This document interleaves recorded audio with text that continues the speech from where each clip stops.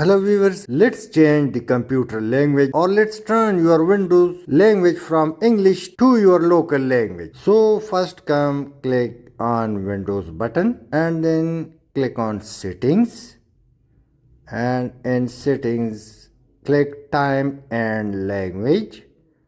Now click on language and region. Open this and once again click add language. Now you can scroll for your local language or simply go up and type the name of your language. Urdu India and Urdu Pakistan appear. Let me click Urdu Pakistan and click next. Now it will take a little time. Preferably tick mark set as my window display language. So your PC window will now completely be changed to your local language and click install.